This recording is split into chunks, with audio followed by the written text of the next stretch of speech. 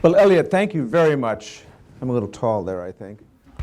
Thank you very much for the wonderful introduction. I'm so proud of the Aspen Institute and proud that this organization is here and partnering with the Aspen Institute. When I created the Center for Native American Youth, one of the questions is, well, where do we locate? Do we go try to rent space someplace and so on? And I talked to Walter Isaacson and Elliot, and this became a wonderful opportunity for us to locate here at the Aspen Institute. This is a day in which we celebrate something called the Champions for Change. I want to talk more about that, and you're going to hear a lot from these young folks. And by the way, the Champions for Change is one program in our Center for Native American Youth. We're working on issues such as education opportunity, teen suicide prevention, health care, and so many more issues as well. But Champions for Change is one program that is made possible by a $100,000 donation, an anonymous donation to the Center for Native American Youth by someone who said, I'd like to be supportive of the Champions for Change program. So God bless them, and if any of you have $100,000, we have a basket at the back of the room. Listen, there is a lot of bad news around the world, but there's also some wonderful good news that we ought to celebrate. And I'm mindful that I come from the northern Great Plains.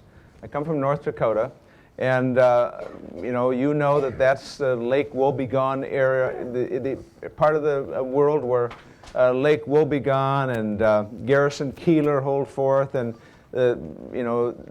Garrison Keillor says, we were raised by people who taught us that life is an enormous struggle. And if at some moment you should feel very happy, be patient, it's going to pass. Fortunately, I wasn't afflicted so much by that notion. I always figure there's good news ahead, and I always figure that with a lot of effort you can make your own good news. And so that's what this program is about. It allows all of us to sleep a little better at night thinking that we're part of something bigger than ourselves, and we're part of something that's going to improve and save lives of children. And so I'm really pleased you're here today. And I want to mention that it's important to mention this all has a history. It's easy to come together and talk about these things, dealing with Native American youth, but you got to understand the history. And if you fail to understand and have failed to read and learn the history, then this doesn't register so much. So I want to read to you something about the history, just one piece. I'm going to read the first paragraph, which is just a line, and the last paragraph of a message to the United States Senate from a president. And it was given in 1830. This is President Andrew Jackson. I want you to listen to the words, to understand the setting in which we talk about all of these issues. I don't want to depress you, but I want you to understand the reality, and then I want to lift us up by talking about what we're doing to overcome that reality and that history. We can't rewrite history, but we can alter our future with the right kind of effort. Andrew Jackson, message to the United States Senate. It gives me great pleasure to announce to Congress that the benevolent policy of the government, steadily pursued for 30 years in relation to the removal of the Indians beyond white settlements, is approaching to a happy consummation. First paragraph. Last paragraph. And is it supposed that the wandering savage has a stronger attachment to his home than the settled, civilized Christian? Is it more afflicting to him to leave the graves of his fathers than it is to our brothers and children? Rightly considered, the policy of our general government toward the red man is not only liberal, but generous. He's unwilling to submit to the laws of the states and mingle with their population. So to save him from this alternative, or perhaps utter annihilation, the general government kindly offers him a new home and proposes to pay the whole expense of his removal and settlement. That's from a President of the United States in a message delivered to the United States Senate. And if we don't understand the setting of the history, then it's very hard for us to understand what propels us to cause significant change in the future. So having said all of that to you, this is a country about change. accepting and embracing change. And one of the things that I believe most importantly is that change very often springs from the breast of our youth. You know, do you never notice that? It's the young people that very quickly embrace and push and cajole the change that's necessary. And so that's why we came up with the idea of Champions for Change. We know there are just a lot of challenges for kids, the children of the first Americans, the descendants of those who were here first and heard words like this by the President of our country. We know there are a lot of challenges. I visit Indian reservations, as does the staff of the Center for Native American Youth. Aaron, Josie, Ryan, we visit Indian reservations, we do youth summits and so on. So we understand the challenges: teen suicide, education opportunities, healthcare issues, housing issues. We understand all of that. But we also understand something else, that in every case where we go to an Indian reservation, meet with the parents, meet with the tribal council, meet with kids in a youth summit, we see unbelievable sparks of opportunity coming from kids who are doing extraordinary things. And that's the basis of saying, we'd like to lift those kids up and celebrate what they're doing across this country. And so let's nominate Champions for Change. From that nomination list, we selected 5. And we announced them in March of this year. And now we get a chance, an opportunity during this Heritage Month to kind of hear what this year has been like for Champions for Change who've become mentors in their home areas, on their Indian reservations. They've been written about in the press, they've done interviews on the radio, but most importantly, they've pursued programs that have mentored other kids. So now I want to introduce you, that's the end of my presentation. I'm going to introduce you to some kids that I think are extraordinary. And I'm going to ask them some questions, but first, when I introduce them after I'm done, I'm going to ask them to describe to you what their year has been like since they were feted as a champion for change. Dakota Brown is from the Wilton Miwok tribe, from Jackson, California.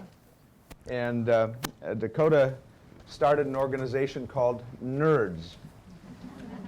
NERDS. Native Education Raising Dedicated Students. And it's pretty remarkable what he discovered as he gathered together other kids his age to make it fashionable to decide to get good grades. What a remarkable young man. Sierra Fields is a Cherokee Nation of Oklahoma, and she is someone who has been fighting cancer, and she decided at a very young age, as she went through healthcare treatments, that she was going to reach out to other kids and volunteer time and travel to promote healthy lifestyles and to let them understand the risks and the signs of cancer and so on. So I know that she is saving lives.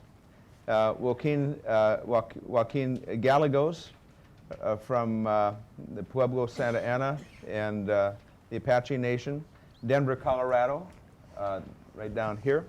He has a strong passion for oral health and access to health care for Indian children, and he has collaborated with the Center for Native American Oral Health at Colorado Public Health. He was an intern at the NIH this past summer. He, I think, is on your way to Harvard, perhaps. Quite a remarkable young man. Vance Homegun, right over here, towards the end. He's a Montanan from, as a North Dakotan, I won't say another word about Montana that is anything but unbelievably and wholesome positive. Vance Homegun is from Arley, Montana, and he's been working for a good number of years to preserve a language that had nearly been extinct. And this young man is working to preserve that language, doing a remarkable job. And then finally at the end, Sarah Schilling, the Little Traverse Bay Bands of Odawa Indians, and she's from Michigan. Charlevoix, is it? Am I close? All right. She's 19 years old, and she decided that she was going to cause in her tribe to have a tribal youth council, and she went to the tribal council and said, you need to listen to the youth, and we want to create our own council, and she did, and she's organized a political movement among youth on her reservation to make change on her reservation. So that's the 5 Champions for Change that we chose at the start of this year. They are remarkable young men and women that are not just going to school in various forms, but they are doing lots of things to improve the lives of others on their Indian reservations.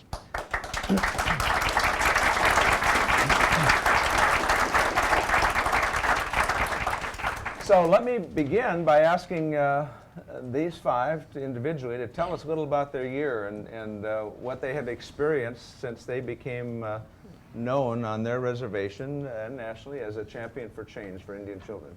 And let me start with Dakota. Well, since Champions for Change last spring, Nerds has really just blown up. There have been so many more youth who are wanting to participate, and it's just been great. So many opportunities have opened up.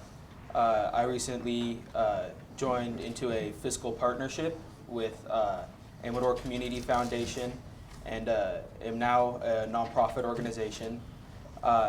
Also, another great opportunity in California, our Native American Day at the Capitol. Governor Brown invited us down. We were interns for the day, helped set up flags from all the tribes in California, carried the flags in the grand opening, and I mean, all this wouldn't be possible without my nerds. So just want to give a shout out to them and a thank you. So I hope it didn't escape your attention. He's 15 years old? Yeah. He's 15 years old talking about fiscal partnerships? That's amazing. So how many kids are involved in Nerds on your reservation? So right now, Nerds is a school organization. So the way it works is we have our executive branch, and then different schools have their Nerds groups. So it'd be like, my school is, it'd be Nerds of Argonaut and Nerds of Amador. And currently we have 3 different Nerds organizations. But in February, right now I'm planning a youth gathering to hopefully expand Nerds and get more Nerds groups out there. And very quickly, you told me you told me examples of some kids that were failing their classes. They were failures and are now receiving A's and B's. Yeah. One of my favorite stories, in 8th grader last year, he was failing English. Never turned in an essay throughout all of his school years. Started coming to Nerds, working with us, and he was the very first person in his class to turn in the essay, turned it in a day early, and got a B+. Highest grade he's gotten in the English class ever. And I mean, it feels so good to know that you can make a difference just by helping these other youth. And now he's in high school, and he has A's and B's, and is still an active member of Nerds. So. Well, that's a great story. And I should also mention to you that one of the reasons that he was able to create an organization and call it Nerds is because he is a football player as well. Correct. So when you're a football player, you can enforce a name like Nerds, right? Now, what a great story, and it's inspiring, Dakota. Next, Sierra Fields. Sierra is a young woman from the Cherokee Nation of Oklahoma, and she has fought some significant health battles, I know, but she's decided that it's not just her health that she's working to save and improve, but she's also working with other kids and doing youth summits and appearing at schools around Oklahoma. Sierra, why don't you describe to us what your year has been like this year? Being a champion for change has given me so many opportunities and let me advance my program to not just little Fort Gibson and Tahlequah, but to go all over our state and do so much. And our governor of Oklahoma actually made May 9th, which is my birthday, also the day I had my first cancer surgery to get it removed, my melanoma, Sierra Fields Day in the state of Oklahoma. And I was also able to speak at the historic Shiloh Church after I was chosen by Dr. Bernice King, Martin Luther King's daughter, for the 50th March on Washington, and read a passage, well, the most well-known passage from his I Have a Dream speech. and I've still been able to travel around and give out my message of healthy living and cancer awareness.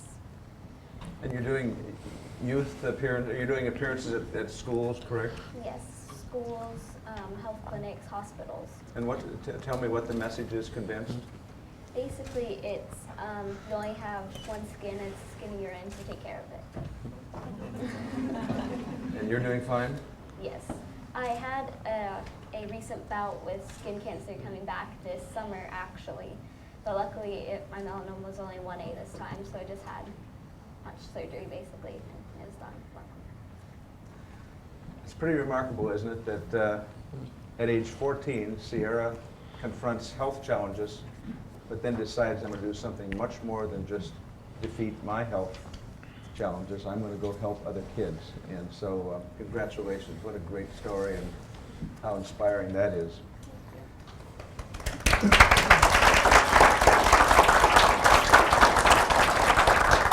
So next is Joaquin Gallegos, and I said that Joaquin has a passion for oral health. He's, I think, probably headed to being a dentist at some point, but he's been working, you know, I'd mentioned to you that he's an intern at the National Institute of Health. He's been working with his local tribe and other Indian tribes to talk about oral health on reservations. And Joaquin, thanks for your work. Why don't you describe what the year has been for you?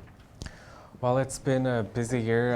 I was here in DC working at Johns Hopkins and NIH. And then I returned back to Colorado to finish my last year of undergraduate, and really working on other projects. We work with 8 different tribes. Some of our work has been used in the New Mexico State Legislature to support dental health aid therapists. We're working on using research to increase and progress the Indian Health Service budget, working with the United Nations Permanent Forum on Indigenous Issues. So more behind the scenes work as far as progressing Indian health policy and environmental work. And I mentioned you might be going off to Harvard, is that right? That's correct. And tell me the course of study from here to there to being a dentist. What do you see ahead of you? Well, I should start next fall if they accept me, and I will spend the next 4 years at the dental school and want to do more work in health policy and environmental health policy as it pertains to Indian lands and waters. Anybody here graduate from Harvard? Where?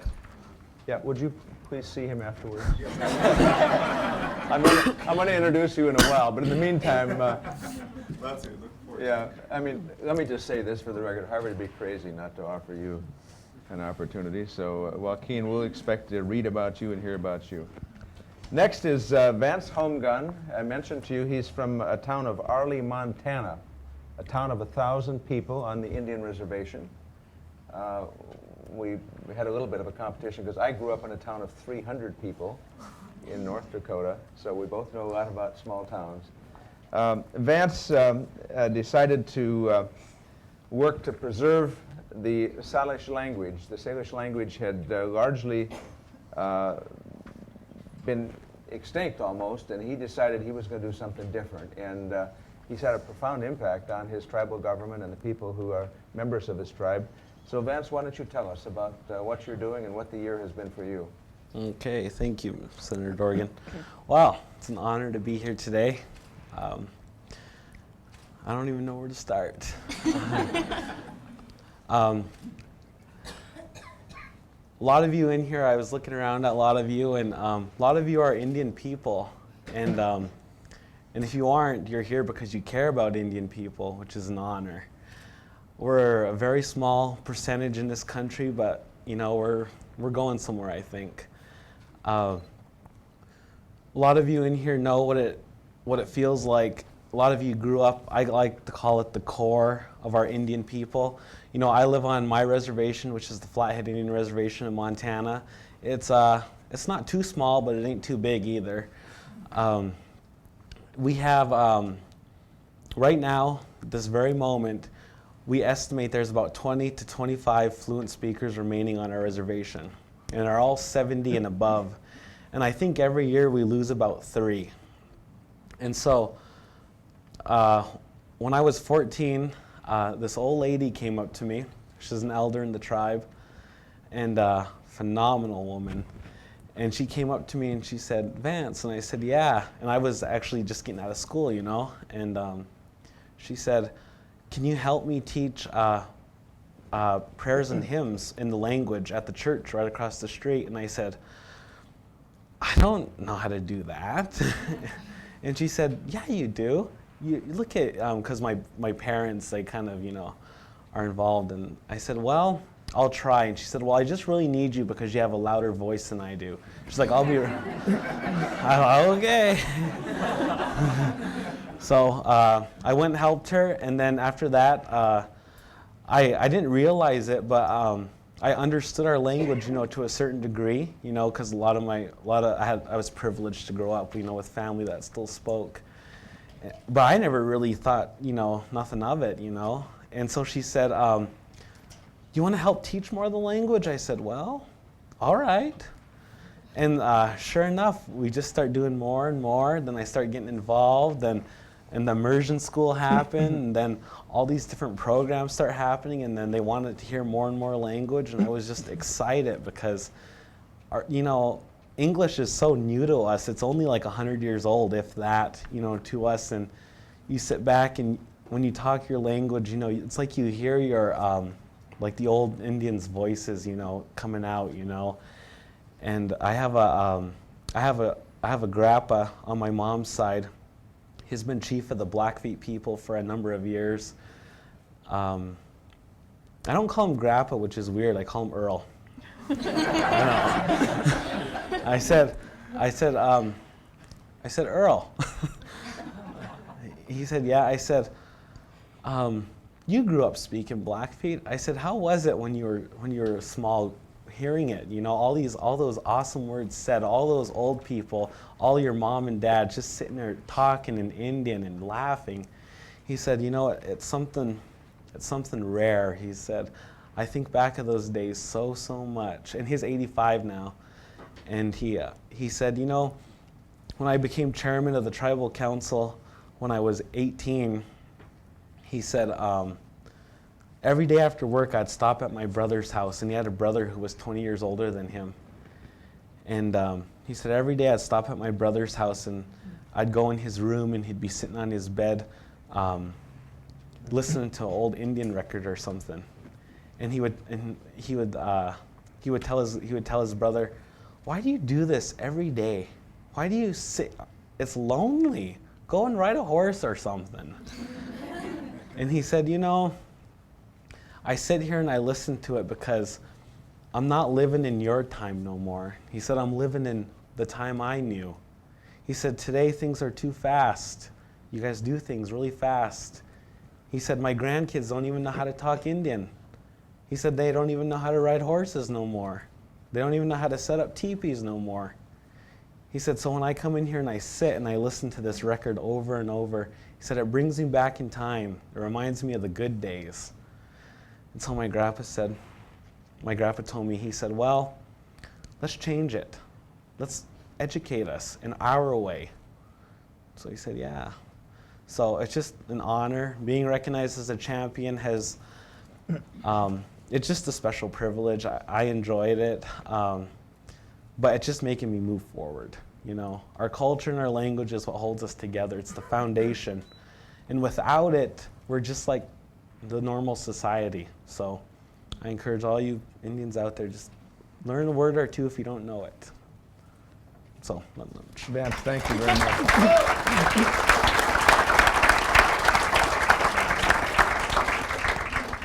And finally, Sarah Schilling, I mentioned, from the Little Traverse Bay Bands of Indians in Michigan.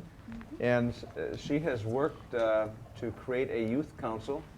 She told the tribal council there's got to be more on this reservation, and here's what we're going to create, and she did it. And Sarah, why don't you tell us the story and tell us what your year has been like? Well, my year has been amazing. I really realized not just the power in my own voice, but the power of one young person's voice. You can be in a room full of adults and they all think they know what they're talking about. But one young person can change that because we have a different perspective. And when it comes to things that affect us, which is everything in our community, we're often disregarded and not involved in the conversation when one day we're going to be in charge of our community. So I think it's so important to involve youth voice. And so over the last year, I've tried to be an advocate for all young people. And my mom makes fun of me because we'll go to traveling and I kind of like harass tribal chairmen and tribal council members because I'm like, oh, do you have a youth council? And then even sometimes they say yes, and I'm like, so what's it called? How many kids are there? You know, maybe I know them. And I ask them a lot of questions, and a lot of times I find they don't really know. There's some really amazing, exceptional leaders out there that do. But the majority of people don't really know the young people in their community, even though they're leading it. So through Champions for Change, I've gotten the opportunity to speak and have that voice. I talked at the National Indian Health Board conference, and I was out here last month talking to the Moyer Foundation and participating in an event we had here on youth bereavement and grief in Indian country. And so I think I've just really grown as a leader, and I'm ready to kind of take the next steps forward in my life and continue to advocate for young people. And what I'm realizing, I outaged my youth council this year, so I'm really looking for opportunities for college-age kids and bringing that to my community and to the young people I know, because a lot of times we're in college and there's all these opportunities, but we're so stressed out or we're away from our families and there's so much pressure on us. So to try to bring more opportunities to them, you know, there's not someone to pick you up after school and take you to a youth council meeting. So if you want to have meetings, you know, you have to do conference calls, you have to change the way we think, but that's such good experience for any career we go into. So that's kind of my new passion, I guess, is finding a way to continue to involve the youth in my community in tribal issues. Well, thank you very much.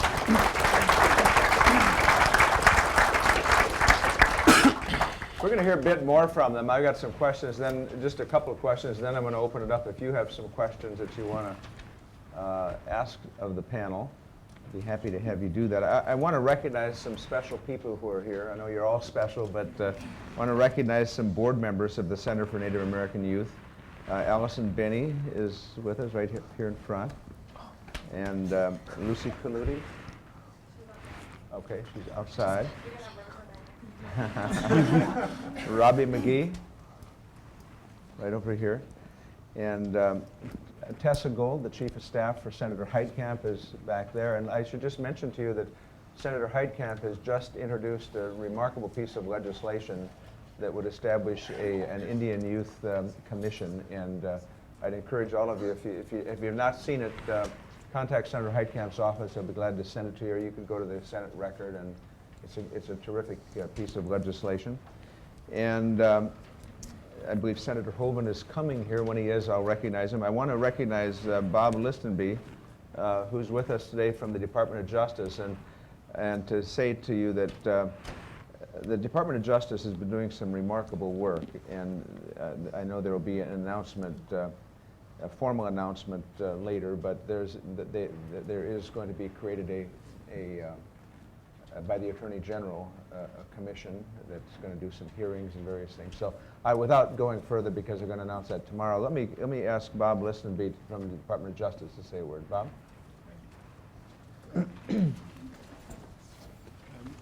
Good afternoon, everybody. It's really a pleasure and honor to be here today. I want to thank the Senator for inviting me here today. It's such a pleasure. I want to thank this really inspiring panel of young people. You know, Dakota, Sierra, Joaquin, Vance, and Sarah. You all really are the future of our nation. And I think, Sarah, you said it really well when you said when you walk into a room and you have a lot of adults and you have young people there to speak, it's like the old E.F. Hutton commercial. People turn to the young people to hear what they have to say. You have a powerful voice, you have great stories, And we turn to you because you really are our future, and we're looking to you for leadership and guidance. And you cannot underestimate the power of your voice. We really want to listen. I had the pleasure of working as co-chair of Attorney General Eric Holder's Task Force on Children Exposed to Violence. I worked with my co-chair, Joe Torrey. That task force produced a report which was released on December 12th last year. But overall, the task force was a powerful experience for me. We learned so much about really what's happening with exposure to violence as children, as victims, and as witnesses, and how it impacts them in terms of trauma and trauma-informed care. Perhaps the most moving aspect of our task force occurred in Albuquerque, New Mexico, where we listened to a lot of people talk about their exposure to violence and their experiences there. Among the witnesses we heard from was a young man by the name of Colorado's Mangus, a young youth board member of the Center for Native American Youth. He spoke to us about the impact of violence on his generation, sadly pointing out that sometimes youth turn to suicide to escape violence that exists in their families and between peers. During the public portion of the testimony, we also heard from a woman who spoke eloquently about the generation after generation of historical trauma experienced by American Indians. When we came to our final recommendations to the Attorney General, we realized that this issue was bigger than our task force, beyond the scope of our ability to really examine carefully. We felt strongly that a separate task force or commission comprised of American Indians, Alaska Natives, and subject matter experts was needed to examine and draw further attention to this issue. We've recommended this task force to the Attorney General, and in the near future there'll be remarks by those and others within the Justice Department speaking about this. Let me also take a few minutes to mention our work at OJJDP, which focuses in large measure on a lot of issues related to youth, and American Indian youth in particular. Every year for the past 4 years, we've sponsored the National Intertribal Youth Summit, where young people from tribes across the nation have come together to discuss public safety challenges that confront their communities and to identify what can be done to overcome the violence too many of them have experienced. This year, we will expand the National Intertribal Youth Summit into an Intertribal Youth Leadership Institute or initiative for alumni who've attended those summits. Our purpose in doing this is to build strong relationships between tribal youth leaders, to create meaningful roles for youth leaders in tribal communities, and to strengthen the ability of tribal youth to initiate and participate in violence prevention efforts in their schools, communities, and families. So we'll be looking to a lot of young people like yourselves to give us guidance in this area. We've learned so much from young people who participate in these endeavors, and we follow their leadership and guidance wherever we could. We look forward to continuing our work with the National Congress of American Indians to support and encourage these extremely talented young people. We also are thrilled that Unity, which has a long and well-known history of working with tribal youth and creating youth councils, will be our new partners in this effort. I want to congratulate the Center for Native American Youth on their work and accomplishments. I look forward to working with everyone here in the future. I do want to mention also that the Department of Justice has internship programs. And this is the time when these internship programs are available for young people to apply. So I want to encourage you, if you're interested in this area, to apply and come work for us at the Department of Justice in the hopes that we can further development of young folks to do interesting and exciting things. Thank you very much, Senator. Thank you very much. Well, that's great, Bob. You're going to get one of these guys into Harvard, and then you've offered the other 4 jobs. That's good. I think he's already in Harvard, and these guys are going to get jobs. Okay, that's good. I want to make 2 other introductions. Congressman Steve Daines is not able to be with us, but he has a staff person here. I should know your name. Yeah, that's Congressman Daines' staff, and she works on Indian issues, and she's also from Montana. Thank you for being with us. Thank you for what you've done in Montana. And I want to recognize a special friend, Anita Fine over here with Casey family. And they, by the way, have funded the travel for the Champions for Change to be able to be here in Washington during the White House special week, and also to be here. So thank you very much, Anita. Thanks for all the work that you do. It's terrific. We're happy to do it. So I'm going to ignore a couple things that were presented here. I'm just not, Vance, going to ask you what you consider to be an old lady.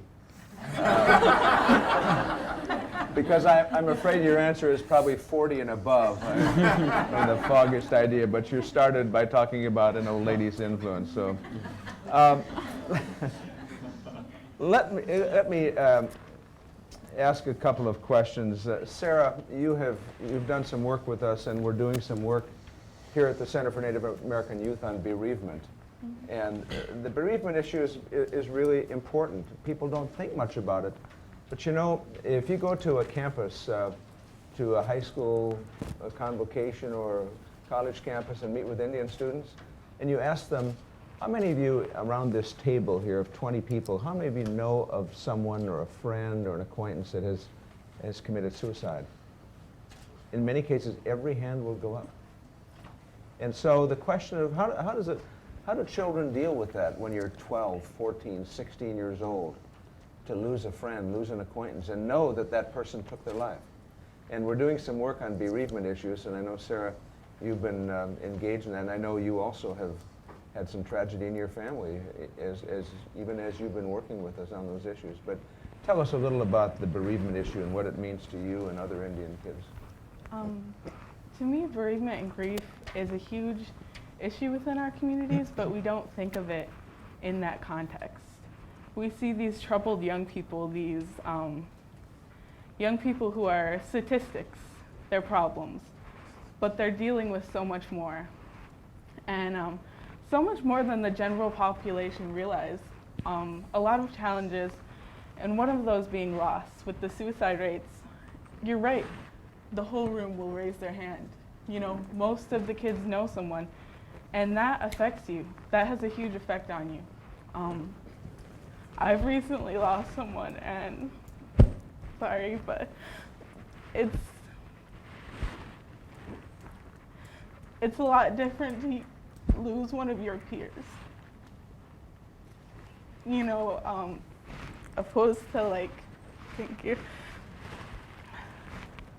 grandmas and grandpas, you know, it's a loss, but you expect it, you know, so it's very hard. And what I realize is there's nothing for us. There's nowhere for us to go. There is no resources for us. And there's no research to back this up, to get funding for that research. I mean, to get funding for the resources, there's no research, there's no documentation, there's, you know, it's completely overlooked. And I said this before, but bereavement and grief isn't in our minds, it's in our hearts, you know. We're feeling it as Native people, and sometimes we, with historical trauma, it kind of trickles down generations. You know, it's still happening. People are still dealing with a bigger sense of loss, you know, and we're faced with that. And sometimes we're faced with that, you know, it's in our family, and we're faced with that from the get-go. From a very young age, we're dealing with loss. And so I think it's really needs to be brought up as a bigger issue. And research, funding, and just people in communities doing the work and realizing that our people need healing. It's, you know, thank you, Sarah. Sarah, thank you very much. It is the case that when you try to develop information, where's the research base of information about teen suicide in Indian country, by location? The fact is that there is not sufficient data that's being captured to let us know exactly where the clusters are and what needs to be done to address them. So you're absolutely right. Dakota, in addition to nerds, I mentioned that you played football, and I was just curious whether those of you on the panel observe the kind of influences that exist for other activities for students, perhaps band, maybe sports, football, basketball, and so on.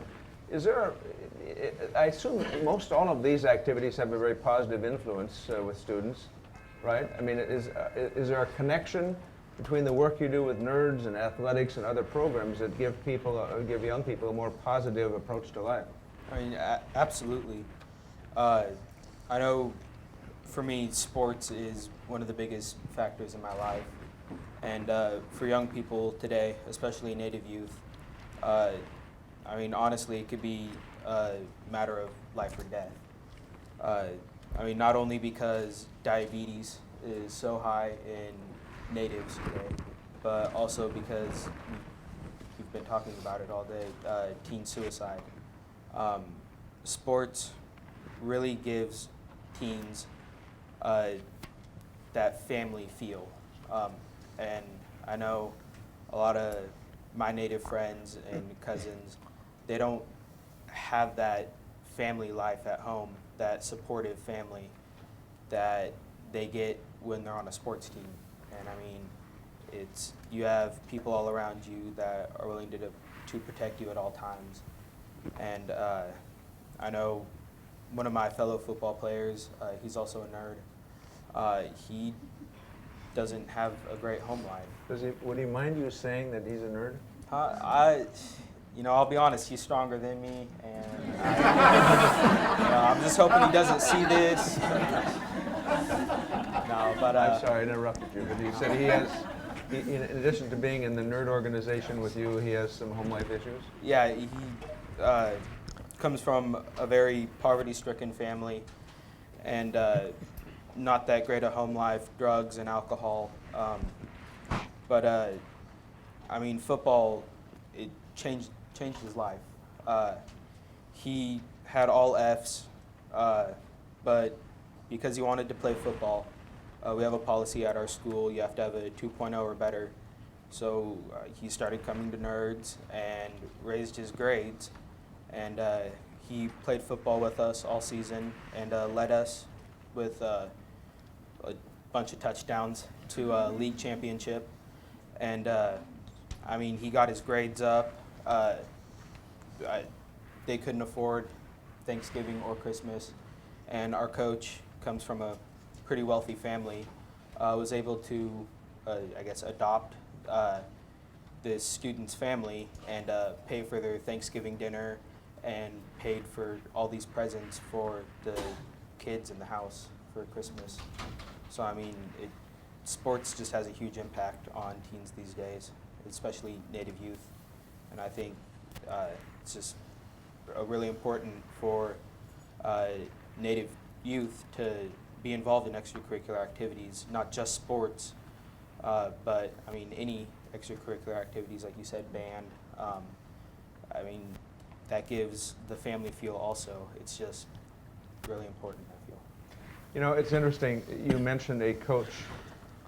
We were at the Pine Ridge Reservation some months ago, and we did a youth summit, and there was a young man sitting around the table at the school, high school at Pine Ridge, and they were talking about the challenges and about their lives, and the young man said, you know, I'm a wrestler, and we qualified to go to the state tournament this year. I qualified, and I believe one other wrestler qualified from our school to wrestle in the state tournament. But there was no money from the school to send us to the tournament. And so he said our coach paid for it. Our coach paid to drive us there, and then we had no money for a hotel, so we slept in the gymnasium where the wrestling tournament was held. And you forget sometimes, you know, those stories, and you know, this, and I thought about that, I thought about a coach who probably didn't have a lot of resources, but who was determined if the school couldn't send their athletes to the state tournament after they qualified for the state tournament, he was going to make sure they got there. And yeah, they couldn't go to a motel because they didn't have any money, but they slept in the gymnasium and competed. And those are stories that America needs to understand in the context of sequestration and budget issues. At the very, very least, we ought to be able to provide funding for those kinds of things that result from an academic institution. So thanks for your comments, I appreciate it. Now, Sierra, you don't live on an Indian reservation, do you? No. You're in Oklahoma, and in Oklahoma, a substantial portion of the people living in Oklahoma have some Indian blood, and you are a Cherokee. You belong to the Cherokee Nation, and your experience is different than others who grew up on an Indian reservation. But yet you come, and I recall when we've seen each other a couple other times this year, you feel very strongly about the culture, don't you? I can tell just by looking at you. Yeah. And tell me the message about, I assume your message is more than just health as you go out and talk to students. I assume you're talking also about a greater understanding of the Indian culture. Tell me about your perspective and your family's perspective about that. My native culture is very, very important to me. It's kind of a dying thing that we have because we have this thing, and it's kind of a slur, and I hate the term, but it's apple, where you're red on the outside, white on the inside. And people are thinking, hey, I'm tan, I'm a full blood, I don't need to know anything, I'm already Indian enough. And so our culture is just kind of slowly dying out, or it's being muddled with false information, or the tales are being distorted from people who don't know, and they just kind of make it up as they go. And so I feel very strongly about bringing back my culture, because traditional stories are what my parents would tell me at night. And then I realized that other kids didn't grow up like that. Not everyone had parents who would tell them these things. My mom made traditional food, fry bread. I could eat that every day for every meal if I could. And then I realized not every kid has that. So I try to focus, like, whenever I'm going and talking, bringing in little tidbits of culture, a few words, a story, as much as I can do. Because if those kids can take away at least one word, or they can just become even a little curious, it can get the boulder moving, and they can learn more. Well, you are a remarkable young woman. At age 14, I was just starting to play with clay, I think. And you are doing such extraordinary things, and I so admire what you're doing to reach out to other kids. So congratulations to you, Sierra. Let me ask, if I can, Vance and Joaquin, this question. I'm assuming both of you have grown up on reservations. I'm assuming that both of you have friends at age 6, age 9, 12, and beyond. You had friends that you enjoyed, you played with them, you played sports with them perhaps, and then they come to an intersection and some of your friends have gone down one road and some down the other. And I assume some went down a road that perhaps decided to made them decide to leave school early, not finish school, perhaps get involved in a gang or some drugs or a destructive lifestyle. Others, you being an example, have decided to take another road. Tell me, if you can, what are the influences, do you think, in the lives of kids that move them in one direction or another? For example, Vance and Joaquin, your friends that probably didn't quite make the right road, what are the influences that caused that? And what are the influences that cause others to do something dramatically different? Let me ask you, have I summarized that you, perhaps both of you, know kids that were friends of yours that just haven't quite made it through? That's correct.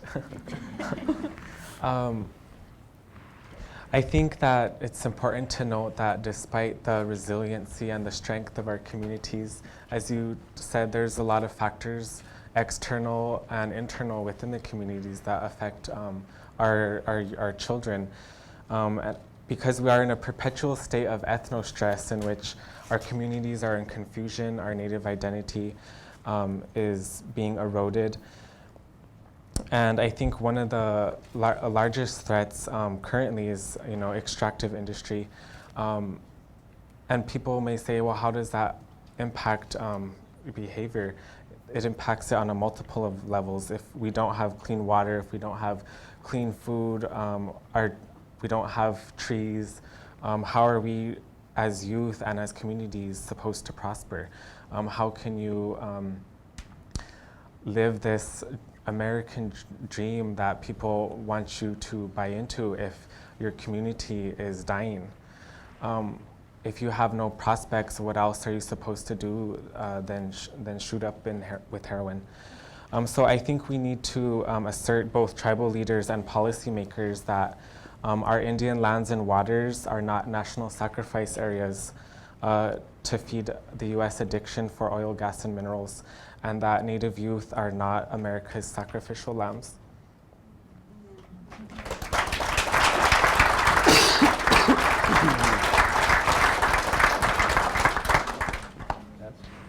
What is this, a contest now?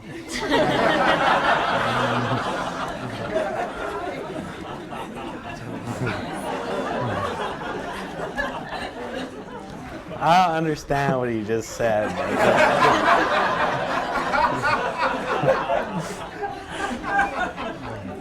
I might have said it a little differently. And I lived on his reservation for a time, so. Oh, yeah.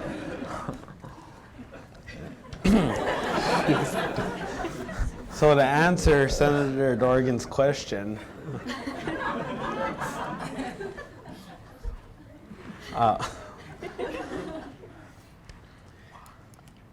you know,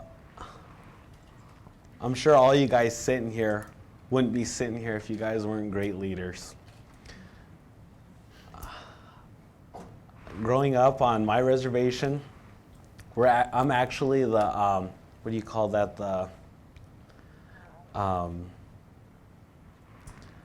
well, my reservation was opened up to homesteading 90 years ago, and so a lot of non-Indians came in. It was broke a treaty, right? So our tribal members are actually outnumbered on our reservation by non-Indians, and so we're the what do you call it? Minorities. We're the minorities on our reservation, and so. And then it's kind of sad to say, but the Indians on our reservation, you know, a lot of them do make a lot of good choices. A lot of them do awesome things. And then I guess just like anything else, there's people who just don't do that awesome thing. And I guess that's why we're trying to figure that out. Why don't they do that, you know? Whether it's their home life or whether it's school or whatever. But I have a lot of good friends who I've grown up with since kindergarten. They're just been awesome bros of mine and girls. Hey now. But you know, as we start getting into middle school, you know, they started discovering some things, you know, like drugs and alcohol, you know, all those things. And I remember we used to shoot around at the court and play sports together, and we used to always talk about, you know, well, I ain't never doing that. I ain't never drinking because my family, my parents, my grandparents were alcoholics. I ain't never doing drugs because I seen and I was like, yeah, I ain't never doing that either. I was like, that's stupid. And as we got older, I don't know what changed, but they started going into it, you know, and I always made that dead solid commitment, you know, I was never going to do that. And as I seen them getting more and more involved with it, I thought, well, I could be like the light. I could go in there and I could try to take them out of it, you know. But what I noticed was, right away, I didn't do any of it, by the way, but you know, going in, hanging out with them still being a part of that life, you know, that just ain't good. I noticed, I'm like, you know what, I think this is gonna bring me down rather than bring me up. I can't be that this light's getting dimmer, I gotta get out. And so what I did was, I remember talking to my mom and dad about it too. I said, I'm not gonna straight up tell them I'm not gonna be their friend no more. But you know, there comes a point when you can only go so far with them. Then they gotta make their own choices. I said, maybe I could be like the example or something, you know? I mean, I just wanna show them that you could have a good life without that, you know? And you know, they're Indian people, you know? I mean, you know, so that's what I did. I just kept it going, and then pretty soon they thought I was, you know, I don't know, acting too good or something. But I said, no, I ain't like that. I said, you guys just do that. I said, and you guys know I don't like that. I said, so when you guys don't want to do that, then come visit me. You know, so. Well, If I could interject. That's a really powerful message. Very powerful.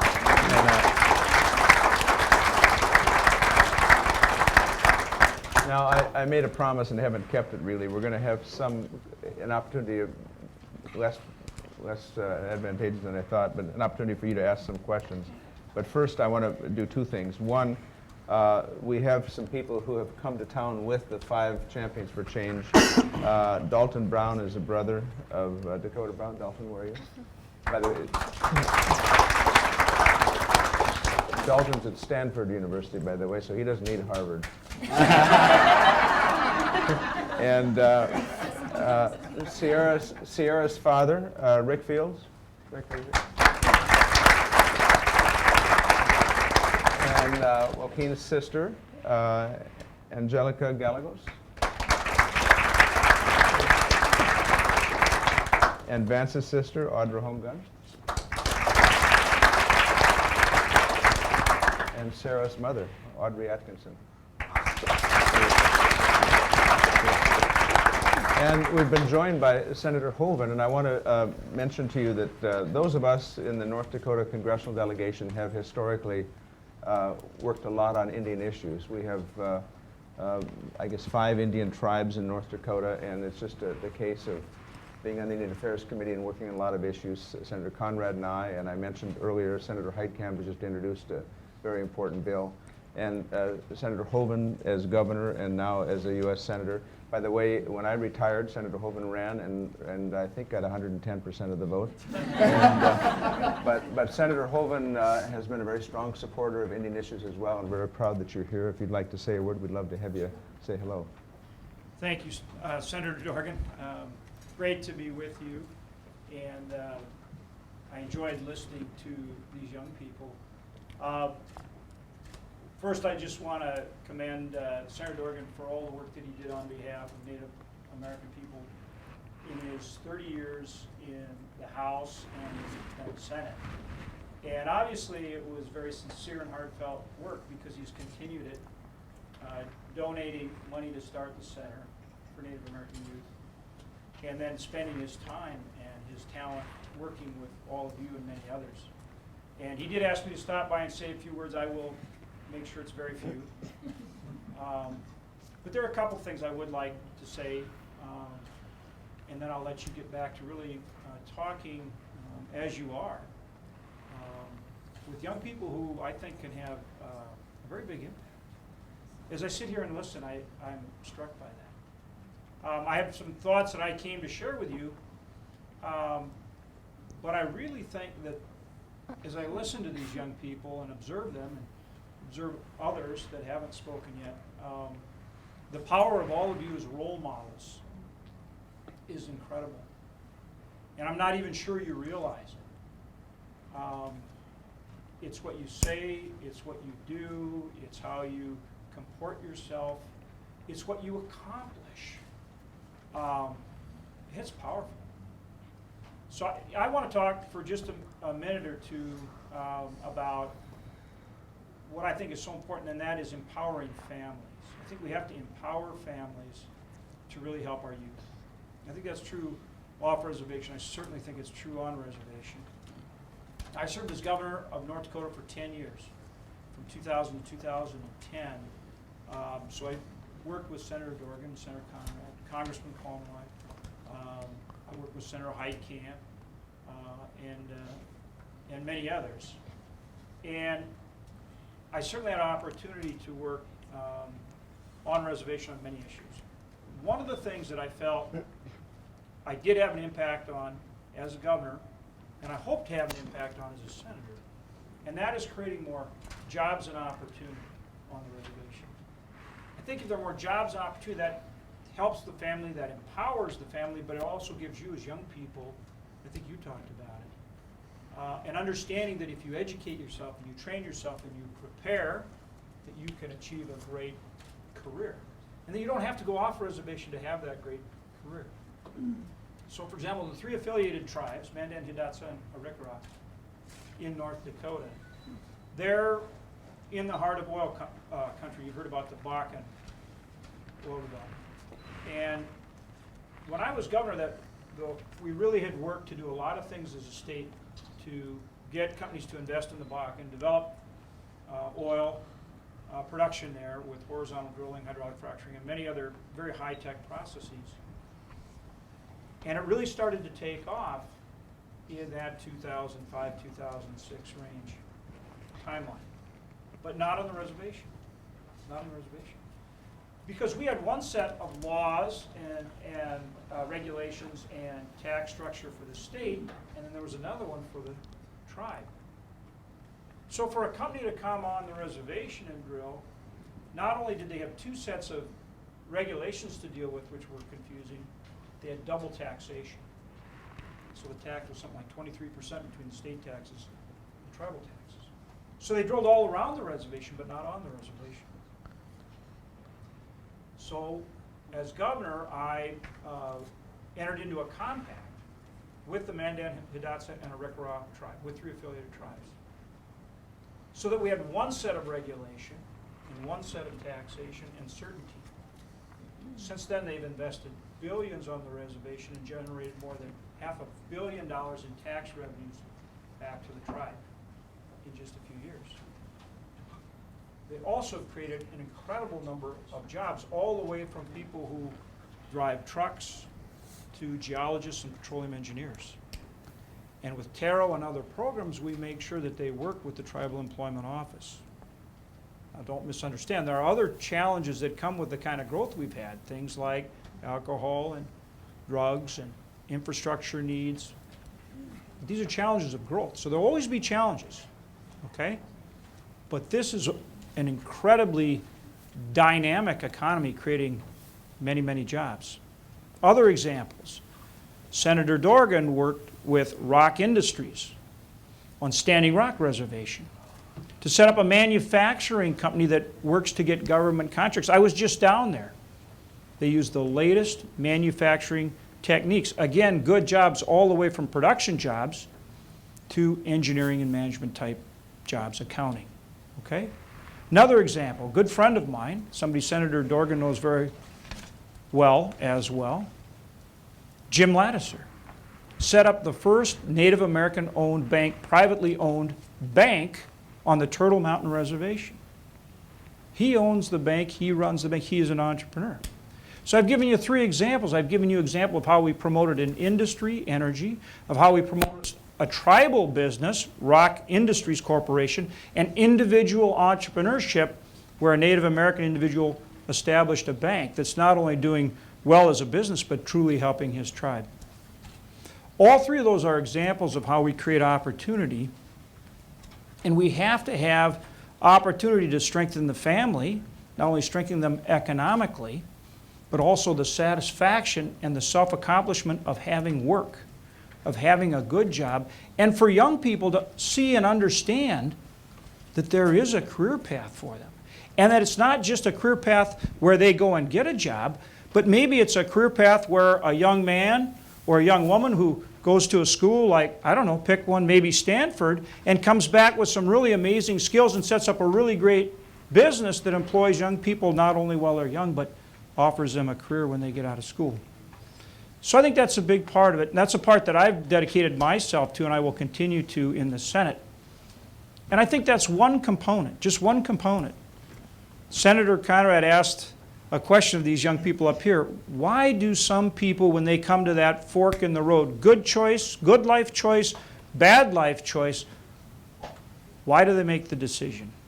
Can we understand that decision? Can we influence it so they make the good choice? So all these things, education, tribal social services, keeping young people off drugs and alcohol, preventing suicide, all these things. It requires all these things to be successful. And one part that I try to focus on is creating more jobs and opportunity to strengthen the family and to give young people a career path for the future. But I want to just close on this note, and I am glad that Senator Dorgan asked me to stop by because this is very impressive. Didn't really know what to expect, but knowing you, I knew it would be a good event, and clearly this is. But I must say what I will take away from this is the power of you young people as a role model. I think you can do as much or more than anybody to affect the future of youth on the reservation. Incredible power.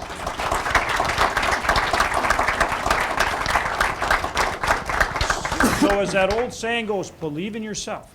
Really believe in yourself, because what you're doing is very powerful and very good. Thanks, Senator. Yeah, thanks a lot. It's good to see you. Well, Senator Hovind, thank you very much. Thanks for coming, and thanks for your continuing work.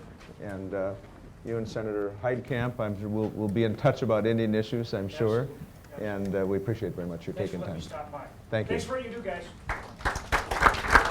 And let me, I know that we've nearly exhausted the time. I hope I have asked the questions of the panel that have mined a rich vein of information from them. But let's open it up. If you have a few questions you'd like to ask of the panel, I'd be happy to entertain them. I apologize for having gone over a bit. Anybody here have a question you wish to ask? Way in the back, okay.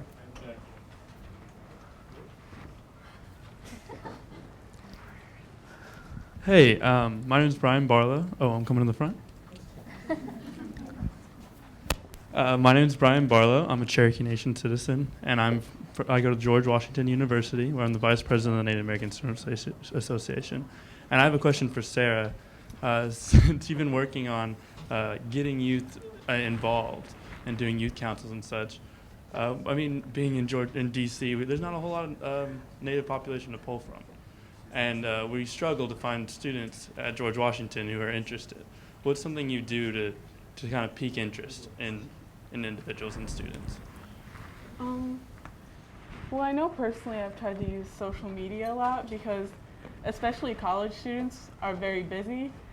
And I know, like, from my friends, I'm not in school right now, but when you're not in class, you're kind of like, just want to hang out, you know, you want that time when you don't have to study. So a lot of times when you're running programs like that, it's another thing to do, and it almost starts to be a burden.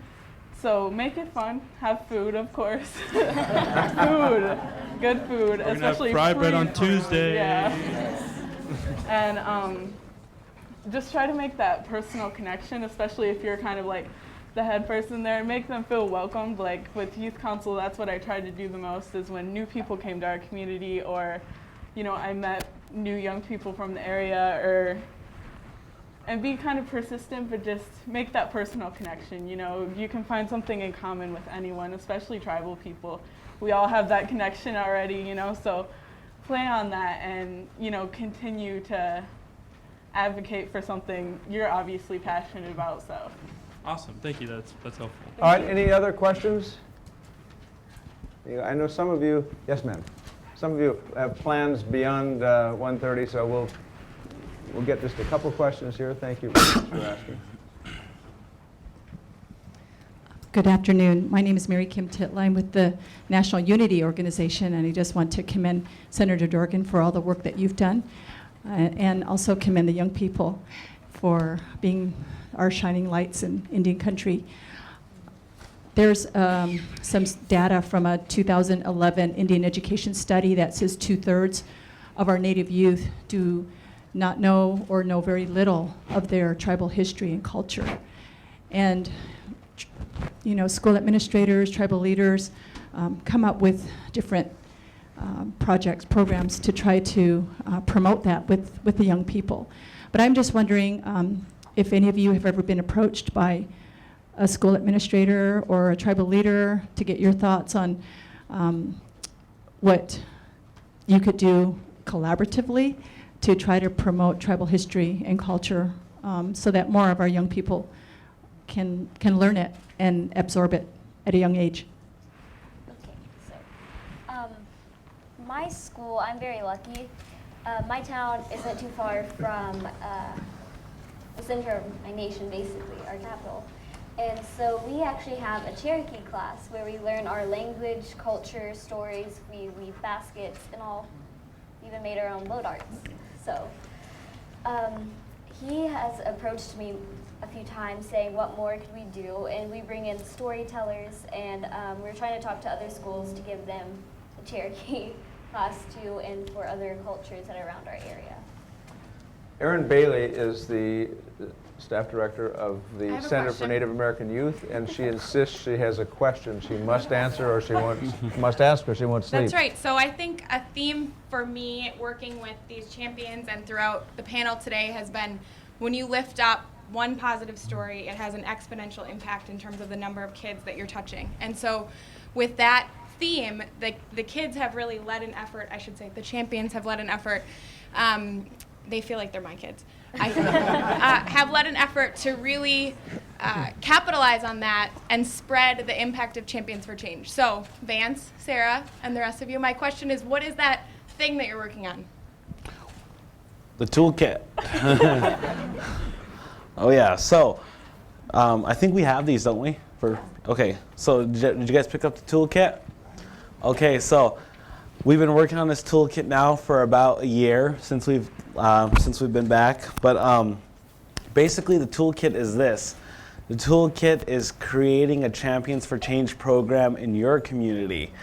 Whether you live on a reservation, whether you live in urban, or whether you just live somewhere. You know? So, I feel like I know this toolkit frontwards and backwards just because we've spent so much time in it. We've had conference calls just about this. So we're really excited about it. We want to launch it. We want to bring it everywhere we could. Bring it to the Four Corners. Bring it to the Great Lakes. Anywhere, you know. It's it just helps you really get started, you know, because in your communities, every single one of you probably know an amazing young person. Let's say young being 25 and under, okay? And so, That's very smart. For real. So this will just help you. This will just help you in your planning process and planning something great for that. I know back home, I tried to do it, and I think it was a really great turnout, a really great success. We probably had about this much in the room. I had 4 friends of mine. I've known them for a while, and I started this group called Yoyots Kuklimet, which means strong young people. And what I wanted to do was I invested 2.5 years of my personal time every weekend just filling their heads with cultural knowledge and language, and brought in people. If I didn't know it, I went full force. Now a nonprofit actually took it over because I kind of got a little busy, but I tried, you know. And then the very last night before the nonprofit decided to take it over, and I was still, you know, the boss. I told those 4, I said, we're gonna come and honor you. And I told their parents, write a paragraph showing how awesome, just bragging your kid up. I was like, just do it, and we'll read it to the crowd. And they were just like this, and we did it with all 4 of them, and I don't even think they were expecting that. And so, you know, it just made them want to push harder and harder. So this toolkit will help you launch that idea. And then if you have any more questions, call the Center for Native Youth, call their staff. They will be more than happy to assist you and volunteer all their personal time. All right. Well, listen, this was webcast today, so you'll be able to access it on our website. And I want to especially thank the 5 Champions for Change. They are the first 5. We will be doing this every year, and there will be another 5 next year in the spring. I think it was Mark Twain who said that bad news travels halfway around the world before good news gets its shoes on. But I think this program and this Champions for Change really gets good news fully dressed for me. The fact is, the world can be a better place or a different place if you are important in the life of one child.